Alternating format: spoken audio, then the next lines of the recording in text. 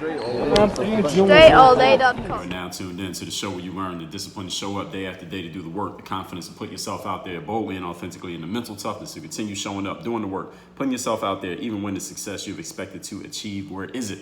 It has yet to be achieved. And on top of all this, you get a huge dose of personal initiative. What that is the go-getter energy that moves any one of us, especially yourself, to go and make things happen instead of waiting for things to happen. Then we put all this together into one mindset, one philosophy. We have created a streamlined process. We went and codified our whole process and how this works. We've got a hardcover book on the subject. I'll tell you about that later. We got a university, and you're listening to the daily masterclass, all under one umbrella that is called Work on Your Game. My name is Dre Baldwin, also known as Dre All Day, and welcome to the show. And today's topic is do not conflate belief with skill.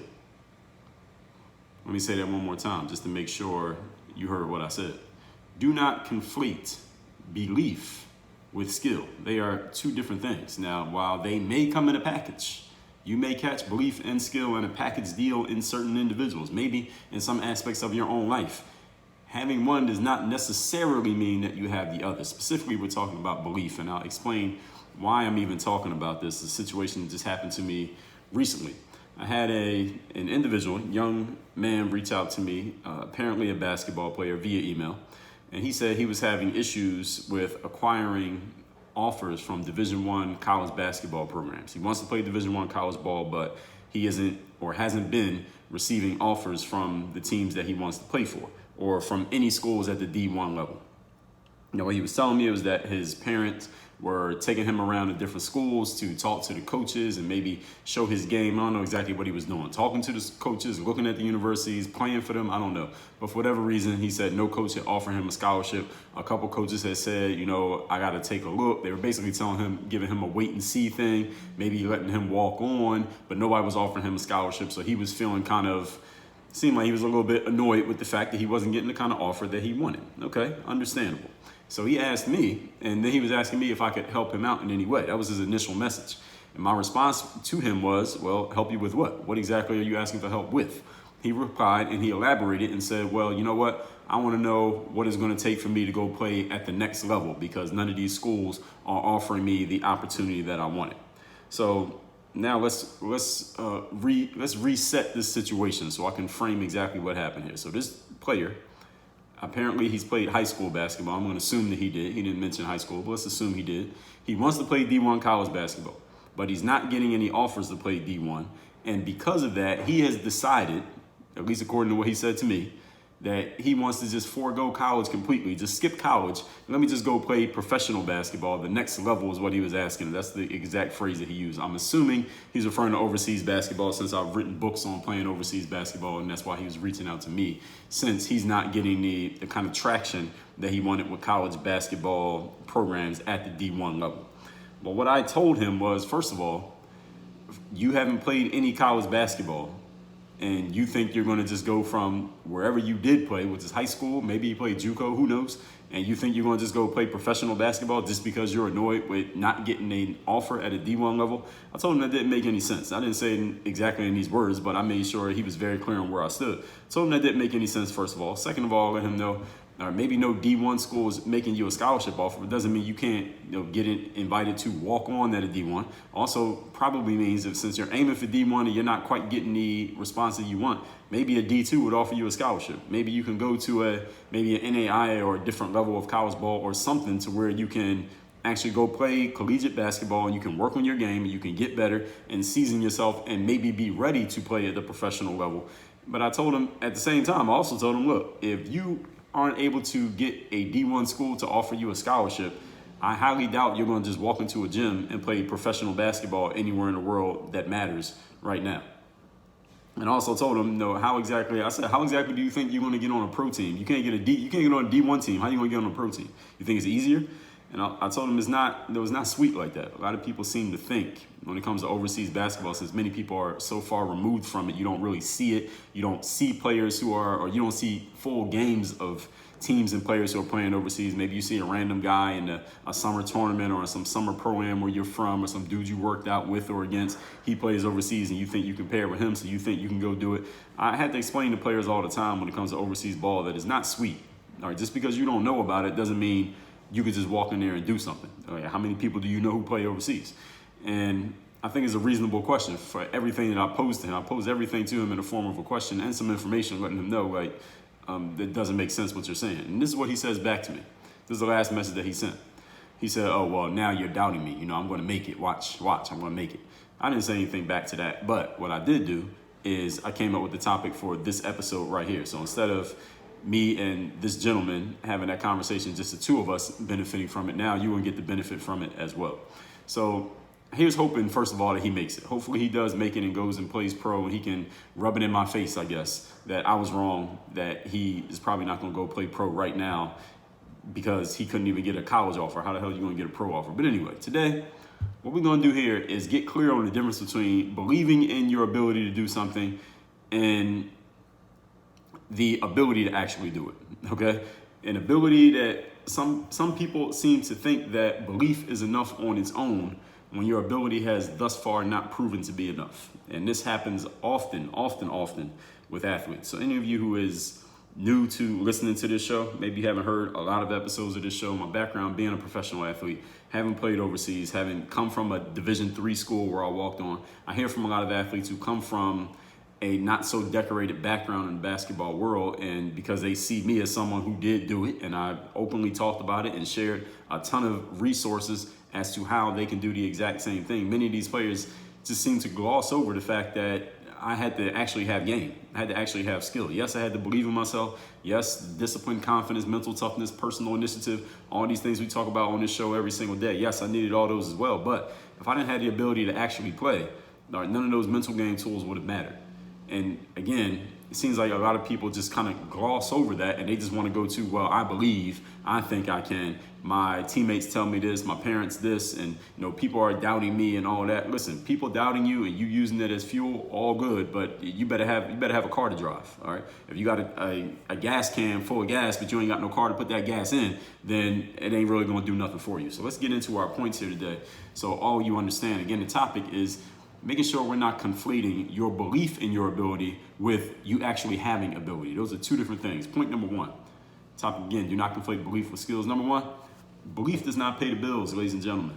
I don't know if nobody told you. I don't know if you never heard that before. If you listen to this show enough, you've heard me say it before. Maybe I need to say it. I need to say things over and over again. So again, if you're newer, relatively new to listening to this show, understand many of the principles that I talk about here, I will repeat them. I will say them over and over in different episodes. I will come at them from different angles. I will talk about them more than once. Yes, I will repeat myself. Why do I repeat myself? Because you as a human being, me as well, we have hard heads. All right, feel your head right now. All right, your skull is they're the strongest bones that you have in your body. All right, those are the hardest bones to break. You can break your leg, you can break your foot, you can break your ribs, you can break your hip. It's really hard to break your head. All right, your head is a very hard bone. All right, and I mean that metaphorically and I mean it literally. We have hard heads, meaning sometimes you got to tell people the same things over and over and over again. So my principles, the things that I talk about here on this show, you should be saying them to yourself. You should be hearing my voice in your sleep. All right, as you get to a point where you're repeating some of my principles to yourself on your own, even when you're not listening to me, because I've drilled them into your head.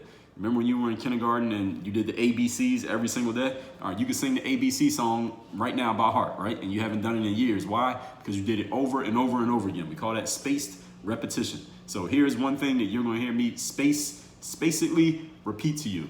Belief does not pay bills. Believing in yourself is not good enough. Belief is important, but it's not the whole thing. Nor does belief put the ball in the basket. You're a basketball player. Believing in yourself is not why you score points. You score points because you shot the ball and win it. Confidence is very important, people. Okay, I want to make sure I'm not telling you that it doesn't matter. Confidence is super important. You're listening to a person who's done 2 TED Talks on confidence. Confidence is the number one intangible asset most people tell me they wish they had more of. When I ask an audience, you can have any intangible asset of your own, just bolster it. What is it? Everybody says self-esteem, self-belief, confidence. So confidence matters a whole lot. I wrote a book called The Super You that is all about confidence. Confidence is key in a performance-based business. And guess what one performance-based business that I know all of us is in? It's called life. All right, life is a performance and results-based business. You better believe in yourself. You're going to put yourself out there in this world. It's the second principle of the entire work on your game philosophy. is confidence. I did a whole chapter on confidence in my book, Work on Your Game. Again, I got a book on confidence called The Super You, 2 TED Talks on confidence. So if you are looking for somebody who doesn't believe in the value of confidence, you are in the wrong place. All right, 100% believe in the value of believing in yourself. But belief in itself does not produce results. What belief does is it activates ability. And the way that I describe it is the metaphor of having a big house. Just imagine a house that has, let's say, 10 bedrooms. All right, 10-bedroom house, but each bedroom, the door can be locked. There's a lock on every single door in that bedroom. And the house is yours. You own this house. So every one of those bedrooms contains one of your abilities, one of your skills. So if you're a great speaker, one of the bedrooms has that. If you're a great athlete, one of your bedrooms has that. If you're really good at getting along with other people and building a rapport and making connections, one of your bedrooms has that. If you're a good writer, one of your bedrooms has that. You're a great dancer or a singer, the bedroom has that. So every ability you have is one of the bedrooms in that house, but each bedroom, the door's locked. When you don't have all of your confidence, it's as if you lost the key to some of those doors. So it's not like you lost the ability, it's just that you lost access to the ability. When your confidence is at 100%, think about this in your own life. When your confidence is at its highest point, when you tap into that version of you that I call the super you, your highest level of confidence, and then a level higher than that, you have access to all of your skill. Every ability that you've ever had, skills that you didn't even know you had, you have access to when you're at your highest level of confidence. That's the value of confidence. I'm telling you all of that to tell you this. However, that's what I'm telling you. However, and it leads into point number 2. Today's topic, once again, is do not conflate belief with skill. So I just told you that having a full level of belief gives you access to every skill that you have. And then when you don't have a full level of belief, then you will not have access to your full complement of skills. But all that being said, however, confidence is a belief in your ability to do something. That's the definition of the word confidence. But this belief, you know where it comes from? You know where you acquire the belief in your ability to do something? That belief is sourced from you actually doing it. Because if you haven't actually done it, and you're not actually out there doing the work, if you're not showing up every single day and doing it, then you have not earned any confidence. Some people in life, sometimes in some places, we will call this having a track record.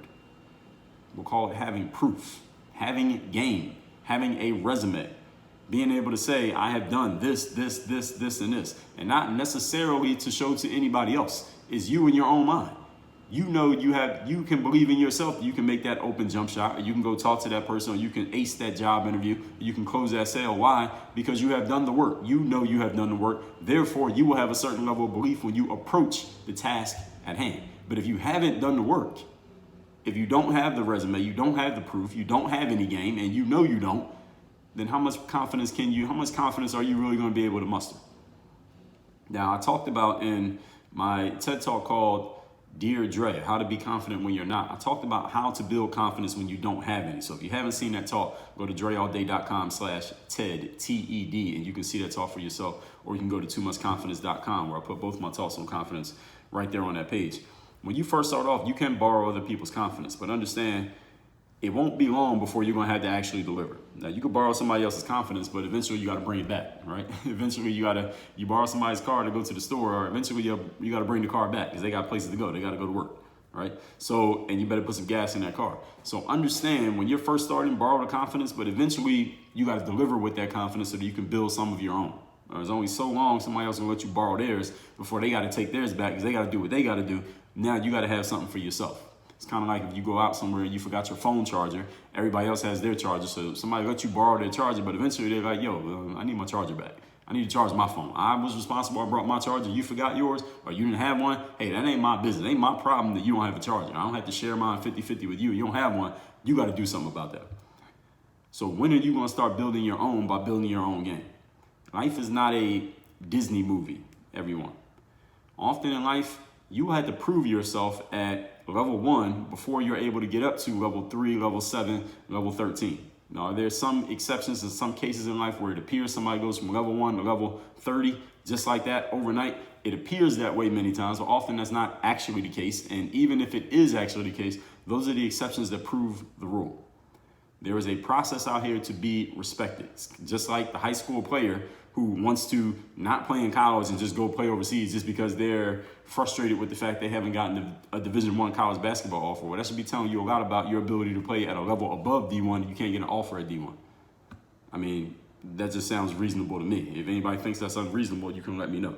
There is a process that has to be respected. I talked about this in episode number 616. The title is Respect and Trust the Process. If you're not respecting and trusting that process, then the process is probably not going to work in your favor because you're trying to skip steps. And now again, if you happen to be super talented, you happen to be one of those exceptions to the rule who can go from playing in high school to playing in the pros, metaphorically or literally, you happen to be Kobe Bryant, you happen to be LeBron James, and you can do it, great. But understand, for every one Kobe and LeBron James that you hear about, there are a million everyone else's that you don't know their names. And they had to follow the actual process. They had to go from high school to playing in college to playing in the pros. They couldn't have skipped any of those steps because they would have failed. They weren't quite ready to make that jump the way that those exceptions were. The challenge is in our world is that we hear so much about the exceptions. Nobody makes a big deal about the people who actually follow the rule. The thing is, you're probably going to have to follow the rule. All right, 99% of us, 99% of the time, we're going to have to follow that rule. So respect that there is a process that needs to be followed. You're not going to go from rags to riches like Cinderella. You're going to have to go from step 1 to step 2 and step 3 and follow that process. And understand, because you're following the process doesn't mean something's wrong with you. It doesn't mean that you're a failure. It doesn't mean that you've come up short. It doesn't mean that you're not talented. It just means you got to do what 99% of people do. And oftentimes in life, this is a good time. This is a situation where it's good to be doing the same thing that everybody else is doing, which is following the process. Now, there are also times in life when if you're doing the same thing everybody else is doing, you're probably doing the wrong thing. You're probably in the wrong space and not going anywhere that matters. But there are also times when you should be doing what everybody else does. For example, when you drive a car, in the United States at least, everybody drives on the right side of the road. No matter if you're going north or south, you're on the right side of the road depending on your perspective. Now, if you say, well, you know, Dre, I'm not going to do what everybody else does. I'm going to do the opposite. So you drive on the left side of the road, you're probably going to end up killing yourself. So there are times where it makes sense to go against the grain and times it makes sense to go with the grain. This is one of the situations following the process that you need to go with the grain, because if you go against that grain and don't trust that process, the process will destroy you or leave you out by the side of the road before you're able to defy the process. And because everybody considers themselves to be an exception. Way too many people think they're an exception when there aren't that many spots for eligible exceptions, if you get what I'm saying. Point number 3. Today's topic, once again, is not conflating belief with skill. Just because you believe in your ability to do something doesn't mean you can actually do it, and doesn't mean you have actually done it, nor does it mean you will actually do it. Point number 3. Many people get this whole equation they just get it really wrong. I won't even say backwards, but they twist it up in ways that they shouldn't twist it up. Understand that this is how it works. When you believe in your ability to do something, or you believe that you can acquire the ability to do something, you haven't even done it yet, here's what you do next. You do the work so that you can develop/have game. So if I believe in my ability to become a good volleyball player, what am I going to do? I'm going to go to the gym. I'm going to find me a volleyball trainer. I'm going to learn the fundamental skills. I'm going to keep working on my game. That's the thing that I'm doing. Then in the end, as I keep doing the thing, then I'll eventually have the result that I want. If you didn't read between the lines of what I just explained, that is the be, do, have principle. You believe it, the way you're being, that means the way you see yourself. Next thing is doing. What actions are you taking? The things that you do. And the last step is have, the results that you get because of the actions that you're taking. What many people do with this equation is like this young man who was reaching out to me about allegedly asking about playing professional basketball because he wasn't getting the kind of traction he wanted with college basketball offers. His process was he wanted to believe, that's the being part. He seemed to have the belief, at least according to what he was saying in his email. Who knows if he actually believed it or not. And then he just wanted to jump straight to having it. All right, I'll believe in my ability to play at the D1 level, but since nobody's offering me, you know what, I just want to go play pro. I'm just going to skip college and just go straight to the pros. All right, makes no sense. He didn't do the work yet. How do I know that he didn't do the work? Because he didn't follow the process. The process is you play in high school, you play in college, then you play in the pros. 99% of players who play pro, that's the process that they follow, at least coming from the United States. Now, I know you can point out the exceptions. Again, the exceptions are the ones they get stories made about them, but understand it's the rules that are 99% of the results. The exceptions get stories made about them because there are so few of them. But of course, everybody believes they're going to be an exception.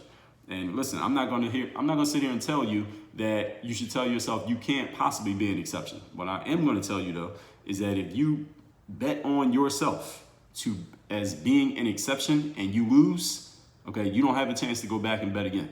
You can't go back and follow the process the right way now. You have missed that boat. You've missed the plane. It's over. So betting on yourself is fine. If you're the type of person who wants to bet on yourself, and anytime somebody succeeds or they do something that seems to be exceptional, they like to talk about, hey, bet on yourself. They tell everybody, hey, bet on yourself, bet on yourself. I did it. Look at the success that I created. But then what about all the people who bet on themselves and failed, who tried to do the exact same thing, but they didn't win? See, we don't hear about them. All right, they don't start podcasts. They don't give speeches. They don't write books because they failed. Nobody wants to buy it. Nobody wants to listen to it. We only hear from the people who succeeded, but understand betting on yourself is a gamble. Just because you bet doesn't mean you're going to win. And you've been in Vegas or anywhere there's casinos, anywhere that gambling is legal. Have you ever bet on yourself and lost? Okay. How many people who bet on themselves win? Fewer than half. All right. That's why casinos make so much money, because most of the time the house wins. But nobody talks about this. I talked about how to bet on yourself in episode number 919, and you can listen to these by going to workonyourgamepodcast.com. 919, I told you how to bet on yourself, and I also told you in episode number 952, I took it a step further, how to bet on yourself and win. Right, betting on yourself is not the end game, ladies and gentlemen. Betting on yourself is the first thing that you do, but now you got to win the bet. Actually, before you bet on yourself, you need to gauge what are your odds of winning or failing before you put your money down. So once the money is down, it's down. And once you in it, you in it. You understand what I'm saying? You cannot skip the work part. All right? You believe in yourself, then you do the work, then you get the result. A lot of people go from, well, I believe in myself, so I'm going to get this result. No.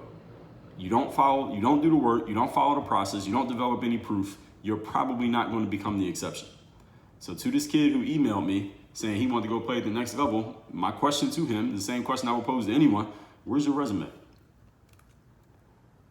Where is your resume? All right, where is the proof that you have played somewhere, proving yourself to be pro-worthy, such that a professional team would even want to let you in the gym? All right, they don't care about how much you believe in yourself. Right? You think they're not even gonna let you in the gym. So you won't even get to prove yourself. People say, well, they just let me in and give me a chance, I'll prove myself. I hear from players every week. I get emails from players who say things, something like that, or DMs from players who say, well, I know I can play at the pro level, I just need a chance to prove myself. Well, here's the thing. Many times in life, you got to sell yourself just to prove yourself. Sometimes in life, you got to prove yourself just to prove yourself. What I mean by that, since we're talking about sports and professional sports, you have to prove yourself at the level that you're at, the amateur level. And if you don't have at the amateur level, just to get a pro team to give you a chance to prove yourself at the pro level. So if you want to get a tryout with the New York Knicks, but you didn't do well when you were playing in college, then the New York Knicks are not even taking your phone call, let alone are they letting you in the gym. They don't care how much you believe in yourself. The fact that you proved yourself in college gives you a chance to go to the tryout with the Knicks. And understand, everybody knows what a tryout means, right? It doesn't mean you're on a team. It just means you're getting a chance to prove yourself. So if you didn't prove yourself before, you won't get a chance to prove yourself now. So this kid who reached out to me, he hadn't proven himself at the amateur level, but he thinks he's going to get a chance to prove himself at the pro level. How? Where? From who? Nobody's giving you a chance. Why would they do that when there are 15 other dudes standing outside that gym who have proven themselves, not only at the college level, but at the pro level? They want the job too. Why would if I'm running a pro team, why the hell do I need you, high school player with no college experience, no pro experience? You talking about, well, I just need a chance. Well, you better go find one, good luck. What would somebody need you for if you don't have proof of what you did at the previous level, but you want to get to this level? And when you can't answer that question, I'm talking to everyone right now. When you can't answer that question, is going to be a very steep uphill climb for you to get an opportunity at the higher level. You might want to go back and make sure you haven't skipped any steps and go through that process. Now, could you get lucky? Could you be an exception? Sure, you could. And when you do, you should start a podcast and write a book about it. But when you don't say that nobody told you.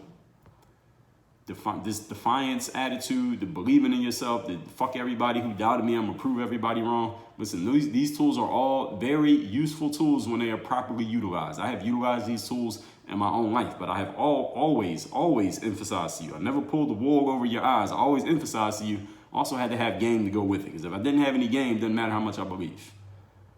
Understand that defiance and belief and I'm gonna prove to everybody wrong, these are side dishes. Or to the main course. You know what the main course is? is you actually having the ability to deliver.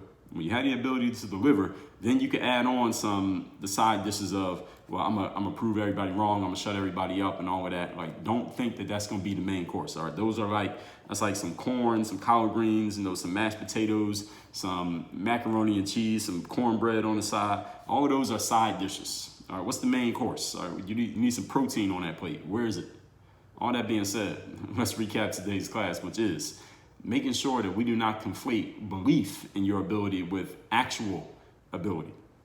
And I told you the story, the player reaching out to me, said he wanted to play at the next level when he hadn't even played in college yet. I told him that didn't make any sense. He said, well, you're doubting me now. I'm gonna prove it. I'm gonna go make it. Watch. And what he needs to know is exactly what I'm telling you here today. Number one, belief does not pay the bills. Belief does not score baskets. Belief does not produce results for clients and consumers.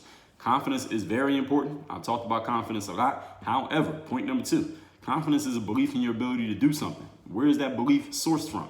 It's from the fact that you have actually done it, meaning you have a track record, you have proof, you have a resume. When you're first starting out, you can borrow confidence from someone else, but eventually you got to give the keys back to that confidence and you got to build your own. And in life, it's usually not a Disney movie. You don't go from rags to riches like Cinderella. You got to go from step one, step two, step three.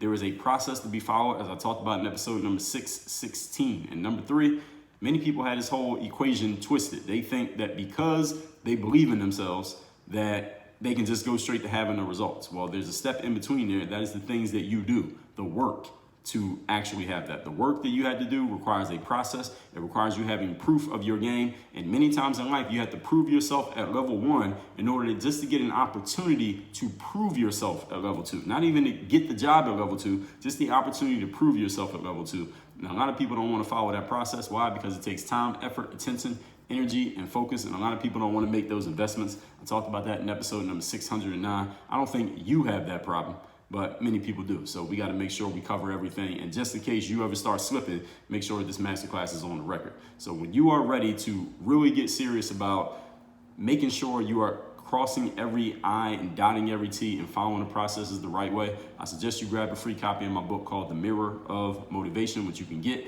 by going to mirrorofmotivation.com. The link is down below wherever you happen to be listening to this. That's mirrorofmotivation.com. Work on your game. Dre all day.